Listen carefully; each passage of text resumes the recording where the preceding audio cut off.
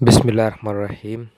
آج کا لیکچر میرا انڈو پاک ہسٹری کے اوپر ہے، اور انڈو پاک ہسٹری کی یہ جو سیریز ہے ہماری سول ملیٹری ریلیشن کی یا ملیٹری رول ان پاکستان، اس کو ہم نے اسٹڈی کرنا ہے۔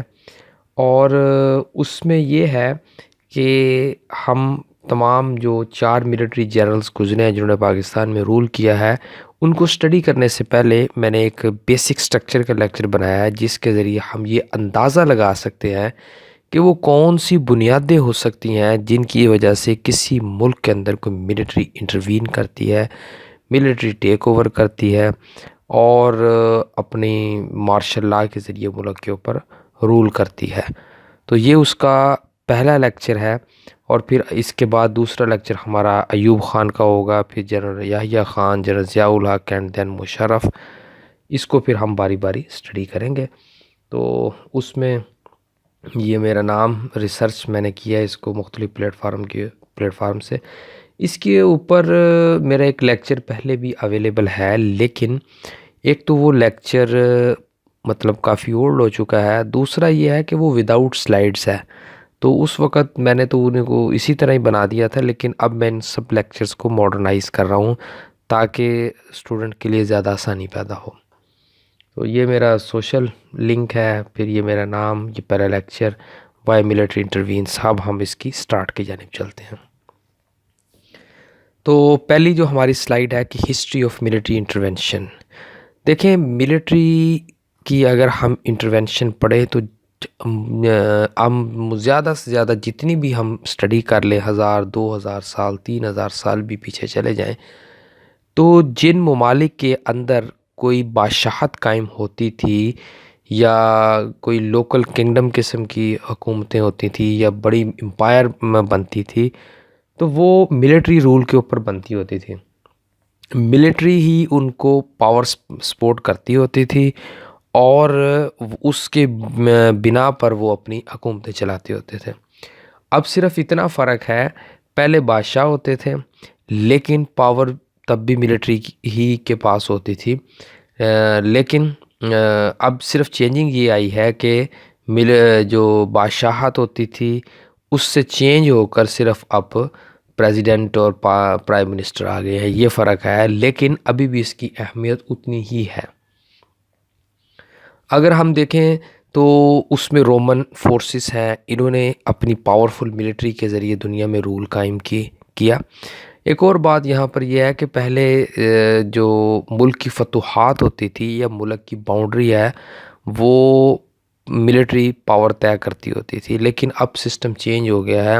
اب اس کے لیے دنیا میں ادارے بن گئے ہیں، تھوڑی سی سسٹمائزیشن ہوئی ہے، جس میں جیسے UN کا ادارہ بن گیا ہے، ایسے ہی مختلف ادارے دنیا میں قائم ہو گئے ہیں جو دنیا کی رولز اینڈ ریگولیشن کو طے کرتے ہیں۔ پھر دنیا کی اسلامک فورسز آئیں، ان فورسز نے دنیا کے 4 بر اعظموں میں اپنا سکہ جمایا اور اپنا جھنڈا گاڑا 4 بر اعظموں میں، اور یہ بھی کہیں کہ جو اسلامک سسٹم آف گورنمنٹ تھا یہ بھی پاورفل فورسز کے ذریعے ہی کریٹ ہوا تھا۔ اس کے بعد پھر گریٹ برٹن فورسز ہیں، انہوں نے بھی دیکھیں چھوٹے سے جزیرے سے نکل کر اپنی فورسز کے ذریعے پوری دنیا میں رول کیا۔ اس کی تو فریش اگزامپل ہے نا، 100 سال پرانی اگزامپل ہے، کوئی زیادہ بڑی بھی نہیں ہے۔ اب دیکھیں کہ برصغیر کے اندر انہوں نے اپنی فورسز قائم کی ہوئی تھی، پھر دنیا کی جگہ جگہ کالونیز میں اپنی فورسز قائم کی، وہاں کوئی سسٹم کو خود چلاتے اور پھر وہاں کے نیچرل ریسورسز کو اپنے بینیفٹ کے لیے یوز کرتے۔ اسی طرح ہی فرانس کی فورسز ہیں۔ اب دیکھیں کہ جس وقت برطانیہ کی فورسز یہاں پر آئی ہیں تو اس وقت فرانس کی فورسز نے بھی اپنے 1745 کے قریب اپنے قدم یہاں پر انہوں نے اچھی طریقے سے جما لیے تھے۔ اور آپ کو یاد ہو کہ ٹیپو سلطان نے 1785 کے اندر اپنا ایک ایمبیسڈر کا وفد بھیجا تھا فرانس کے اندر۔ ٹیپو سلطان نے کہا کہ ہمیں مدد چاہیے برطانیہ کے خلاف ان فورسز کو یہاں سے نکالنے کے لیے، لیکن وہاں پر مسئلہ یہ تھا کہ وہاں پر سول یوں کہہ لیں کہ ریولیوشن آ رہا تھا، ملٹری یا بادشاہت کا دور ختم ہو رہا تھا، تو عوام کا انقلاب آ رہا تھا، تو اس وجہ سے انہوں نے فورسز دینے سے انکار کر دیا تھا۔ پھر اسی طرح ہی مغل فورسز ہیں۔ تو ان ساری چیز میں سے صرف ہم نے یہ سمجھنا ہے کہ دنیا کے اندر جو پہلے پاور قائم ہوتی تھی وہ ملٹری بیس پر ہوتی تھی، ملٹری ہی اس میں ہیلپ کرتی ہوتی تھی، صرف اور صرف فرق یہ تھا کہ اس وقت بادشاہت ہوتی تھی۔ آج بھی بیک اینڈ پہ ملٹری ہی ہوتی ہے، لیکن فرق صرف اتنا ہے کہ پرائم منسٹر پریزیڈنٹ آ گیا۔ میں آپ کو ساتھ ساتھ تھوڑی سی آگاہی بھی دے رہا ہوں۔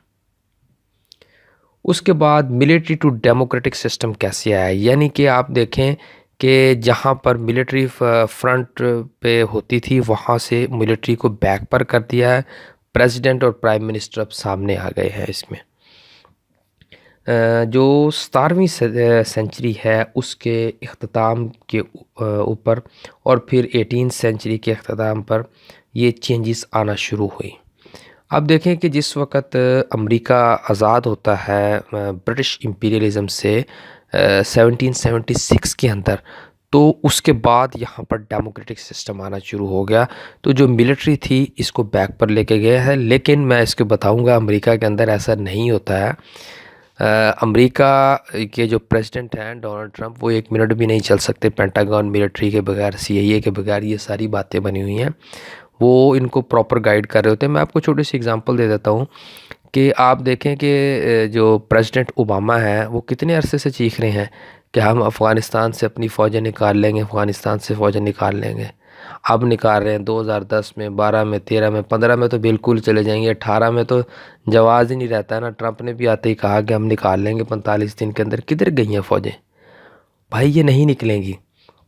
یہاں پر صرف میں نے پہلے بھی اپنے کئی لیکچر میں بتا چکا ہوں کہ امریکہ کی فورسز کا یہاں سے نکلنا امریکہ کی ڈیتھ ہے، یعنی کہ امریکہ کھلا پلیٹ فارم دے دے گا چائنا، روس کو، ایران کو، ترکی کو، پاکستان کو کہ کھیلو۔ انڈیا کے اندر اتنی کیپیبلٹی نہیں ہے کہ وہ اس کو مینج کر سکے، اس وجہ سے وہ جا نہیں رہے یہاں سے۔ تو دس از دا ایشو۔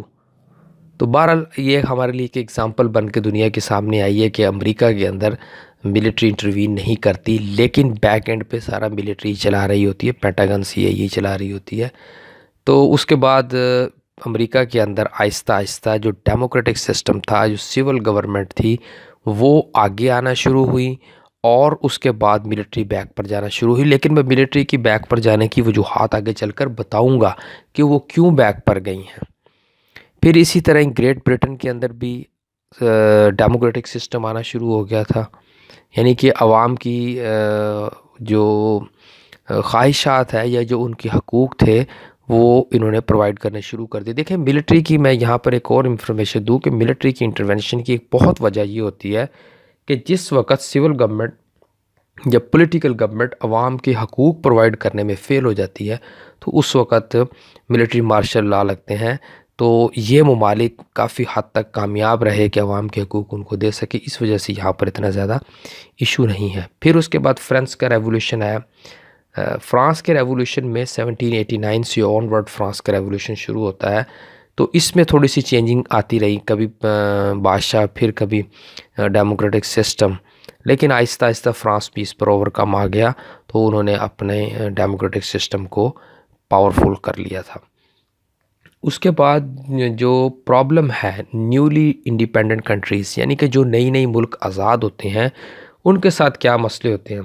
ان کے ساتھ 3 بڑے مسئلے ہیں، چاہے وہ نیولی انڈیپینڈنٹ کنٹریز سے میرا مراد یہ ہے کہ وہ ڈیولپنگ کنٹریز ہوں یا وہ تھرڈ ورلڈ کنٹریز ہوں، ان کے ساتھ 3 بڑے مسئلے ہوتے ہیں اگر وہ نئے ملک آزاد ہوتے ہیں۔ ان کو ٹیکنالوجی چاہیے ہوتی ہے، پھر ان کو ملٹری ڈیولپمنٹ چاہیے ہوتی ہے، اکانومک ڈیولپمنٹ چاہیے ہوتی ہے۔ ان 3 چیزوں کی ان کو اشد ضرورت ہوتی ہے، اور وہ پھر کسی نہ کسی بلاک کی طرف موو کرتے ہیں، اور جب وہ کسی بلاک کی طرف موو کرتے ہیں تو پھر ان کا رجحان انہی جیسا ہونا شروع ہو جاتا ہے ان ممالک کا۔ اس کے بعد اب ہم دیکھتے ہیں کہ ملٹری انٹرونشن ان کنٹریز میں کب ہوئی۔ جو گواتمالا ملک ہے اس کے اندر، یہ جو پہلا ملک ہے اس کے اندر 1944 کے اندر ہوئی ہے۔ وینزویلا کے اندر جو ملٹری انٹرونشن ہوئی 1945 میں ہوئی۔ پھر اسی طرح برما کے اندر 1948 کے اندر ہوئی۔ پھر پیرو آ جاتا ہے، پیرو کے اندر 1948 میں ہوئی برما کے ساتھ ہی۔ اس کے بعد فلپینز میں آ جائیں تو 1951 میں ہوئی، سیریا میں بھی 1951 میں ہوئی، اس کے بعد مصر آ جاتا ہے، ایجپٹ اس کے اندر 1952 میں ہوئی ہے۔ اس کے بعد پھر ہم پاکستان کی دیکھ لیتے ہیں۔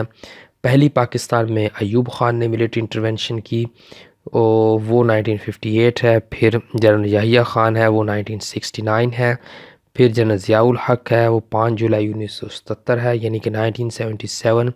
اینڈ لاسٹ جو ملٹری انٹرونشن ہوئی ہے وہ 12 اکتوبر 1999 میں ہوئی ہے، 12 اکتوبر 1999 میں۔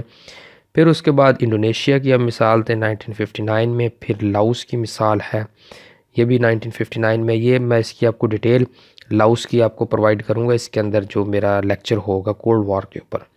پھر اس کے بعد ٹرکی کی بات کرتے ہیں، 1960 میں ہوئی ہے، اور ریسنٹلی بھی 2-3 سال پہلے بھی امریکہ نے گلن تحریک کے ذریعے بڑی کوشش کی، لیکن انفارچونیٹلی یونائٹڈ اسٹیٹ کو ناٹ سکسیڈ۔ اس کے بعد اب ہم نیکسٹ سلائیڈ کی جانب چلتے ہیں۔ اب نیکسٹ سلائیڈ کی جانب یہ ہے کہ causes of military intervention, military کے انٹرونشن کی وجوہات کیا بنتی ہیں۔ یاد رکھیں امریکہ کی سیل نیوی کا ایک بڑا مشہور جملہ ہے کہ ultimate responsibility is on the shoulder of the military, ultimate responsibility to save the country is on the shoulder of the military. یہ امریکہ کی جو یو ایس سیل نیوی ہے نا، یہ ان کا بڑا مشہور جملہ ہے۔ اب پہلا ہمارے پاس پوائنٹ ہے پولیٹیکل انسٹیبلٹی۔ ملٹری جس وقت انٹرونشن کرتی ہے وہ پولیٹیکل انسٹیبلٹی پہلی وجہ ہوتی ہے۔ اب میں آپ کو بتاؤں کہ پولیٹیکل انسٹیبلٹی سے مراد کیا ہوتی ہے۔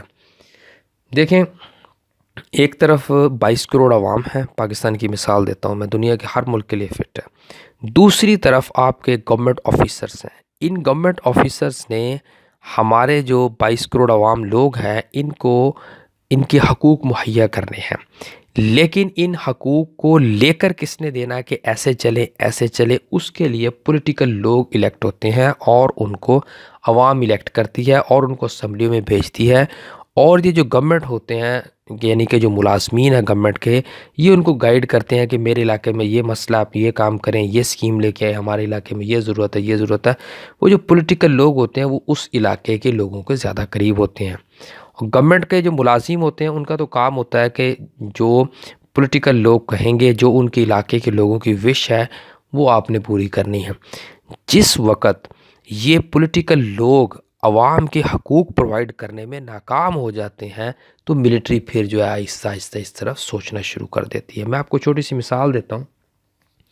زرداری دور کے اندر پاکستان کے اندر بجلی کے بہت زیادہ کرائسس تھے، ٹھیک ہے جی، روڈ پر عوام کا احتجاج تھا، سڑکوں پر، ٹھیک ہے۔ اس کے بعد کیا ہوا، ایک پولیٹیکل انسٹیبلٹی آنی شروع ہوئی، یعنی کہ لوگوں کو ان کے بنیادی حقوق نہیں مل رہے، بجلی نہیں مل رہی، پانی کے مسائل ان کے لیے، خوراک کے مسائل، روٹی کے مسائل، شیلٹر ایشوز، تو اس وجہ سے پھر لوگ سڑکوں پر آنا شروع ہوتے ہیں۔ تو پھر ملٹری دیکھ رہی ہوتی ہے کہ یہ کہیں سول وار میں، سوورنٹی تھریٹ میں نہ چلے جائے، اس قسم کے بڑے ایشوز میں نہ چلے جائے، تو اس بنا پر وہ انٹرونشن کی کوشش کرتی ہے۔ دوسری ملٹری کی انٹرونشنز کی وجہ بیک بائی گریٹ پاورز، اس کی زیادہ ڈیٹیل اس بات کی بیک بائی گریٹ پاور کی میرے کولڈ وار کے کمنگ لیکچر میں ضرور ملے گی آپ کو، جس میں کونگو کے اندر یونائٹڈ اسٹیٹس نے کو کروایا تھا۔ اب میں اس کی ایک وجہ بتاتا ہوں۔ جو لوگ یہاں سے ٹریننگ کرنے جاتے ہیں یا وہاں پر جا کر ان ملٹری کے ہم خیال ہو جاتے ہیں، ایک اور وجہ یہ بھی ہے کہ جو گریٹ پاورز ہوتی ہیں ان کے جہاں پر انٹرسٹ ہوتے ہیں، پھر وہ وہاں کی ملٹری کو ٹیکنالوجی کی لالچ، اس طرح کی لالچیں دے کر، ملٹری ملک کی ترقی کی لالچ دے کر کچھ بڑے فیصلے کروانے کے لیے ان کو بیک کرتے ہیں، پھر ان کو حکومت میں لے آتے ہیں۔ میں اس کی چھوٹی سی آپ کو مثال دیتا ہوں۔ کونگو کی میں بات کر رہا تھا، کونگو کے اندر سوویت کا خدشہ تھا کہ وہ کمیونزم کو لے کر تیزی سے وہاں پر پھیلے گا، لیکن امریکہ نے بڑی کوشش کی کہ اس کو روکا جائے، اور اس کے لیکن جو ڈیموکریٹک سسٹم کے ذریعے اس نے روکنے کی کوشش کی، لیکن وہ اس لیول پر کامیاب نہ ہو سکا جس لیول پر اس کو ہونا چاہیے تھا۔ انفارچونیٹلی اس نے وہاں کے پہلے پرائم منسٹر کو اپنے ملک بلایا اور اس کو کہا کہ آپ کو جو ملٹری جنرل ہے، یہ ان کے آفیشیل ڈاکومنٹس کی بات ہے، یہ میں اپنی طرف سے نہیں کہہ رہا ہوں، ان کے آفیشیل ڈاکومنٹ میں لکھی ہوئی ہے کہ ہم نے ان کے پی ایم کو بلایا اور ان کو کہا کہ بھائی آپ کا جو ملٹری چیف ہے وہ آپ کو مروانا چاہتا ہے اسی اسٹیٹ کو۔ اس کے بعد انہوں نے وہاں کے ملٹری چیف کو بلوایا، ملٹری چیف کو کہا کہ آپ کو پی ایم اس اسٹیٹ کو مروانا چاہتا ہے، تو اس نے جاتے ہی وہاں کے پی ایم کو مروایا، پورے ملک میں مارشل لا نافذ کرے۔ سی آئی اے نے کہا کہ یہ ہماری بہت بڑی وکٹری تھی، انڈسکرائبل وکٹری اس کو کہا انہوں نے۔ تو اس طرح بھی یہ اپنے پروٹیکشن کے اپنے جو انٹرسٹ ہوتے ہیں اس کو پروٹیکٹ کرنے کے لیے یا پروٹیکشن کے لیے پروٹیکٹیو کرنے کے لیے یہ اس طرح ملٹری انٹرونشن کرواتے ہیں۔ جیسے کہ پاکستان کے اندر امریکہ اگر چائنا کو روکنا چاہے یا کنفیوژنزم کو روکنا چاہے تو اس کے لیے بھی پھر اس طرح کی کوئی نہ کوئی ایکٹیویٹی کروا سکتا ہے۔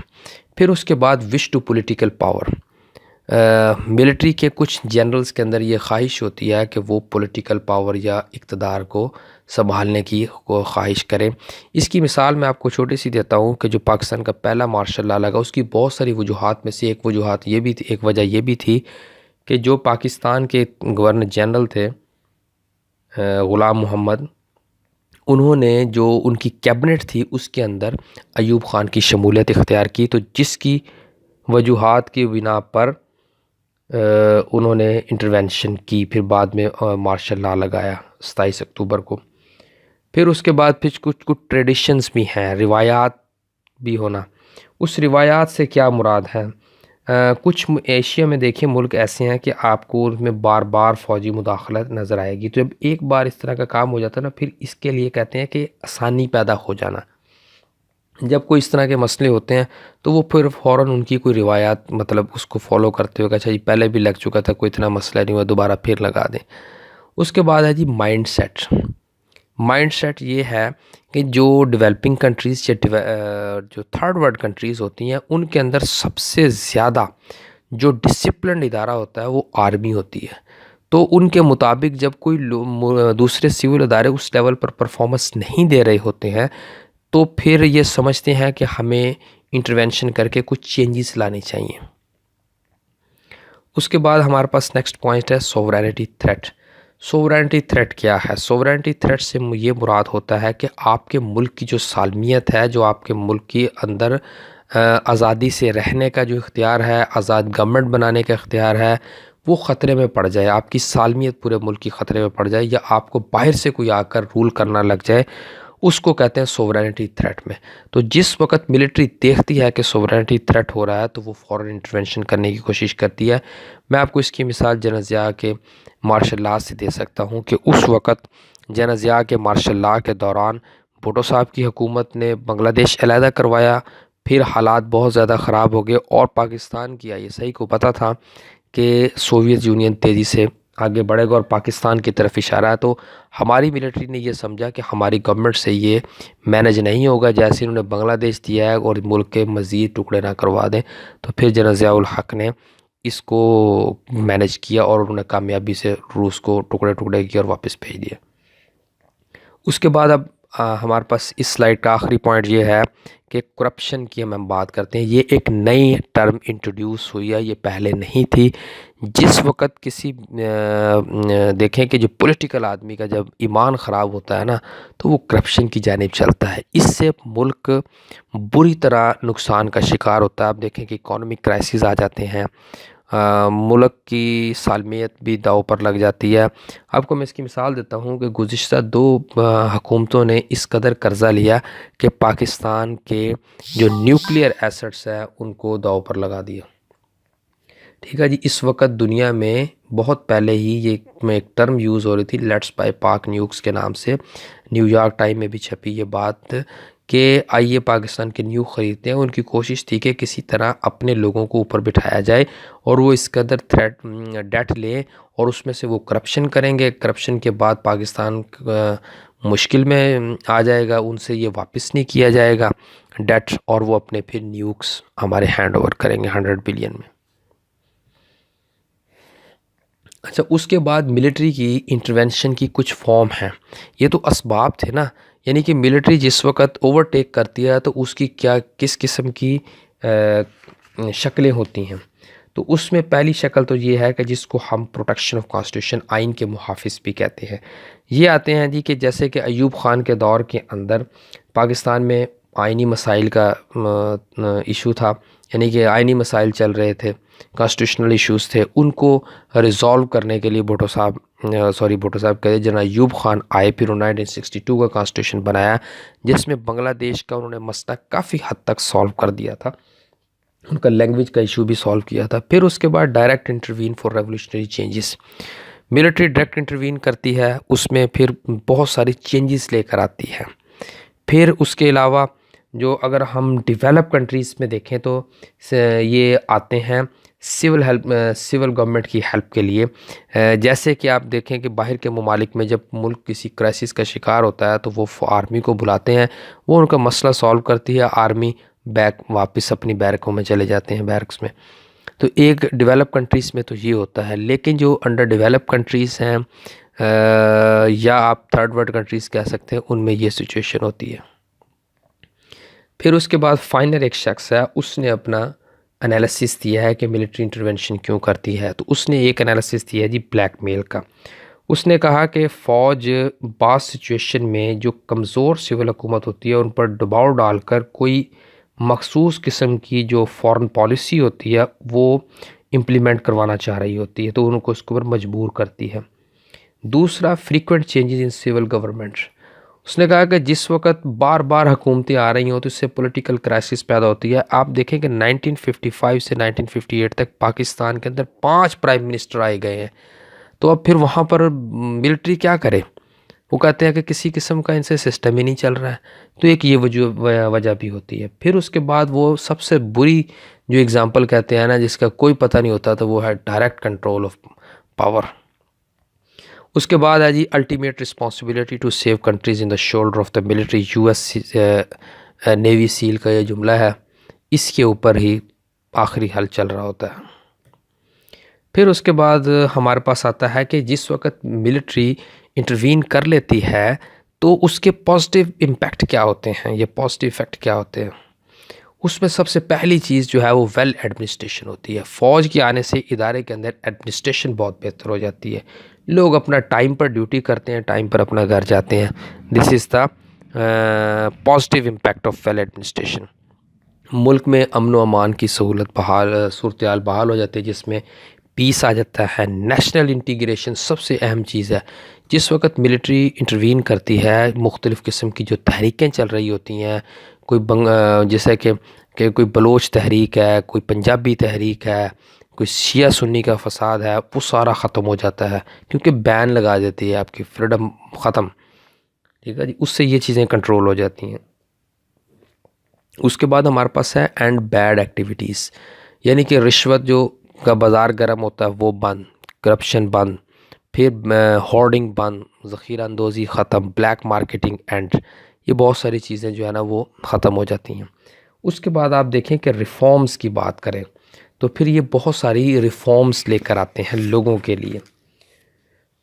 اس ریفارمز میں کیا ہے، آپ دیکھیں کہ سماجی صورتحال بہتر ہو جاتی ہے، اس میں معاشی بہتر ہو جاتی ہے، اور یہ پولیٹیکل ریفارمز بھی اس میں ہو سکتی ہے۔ بہت ساری ریفارمز کی شکلیں ہیں، کچھ بھی ہو سکتی ہیں۔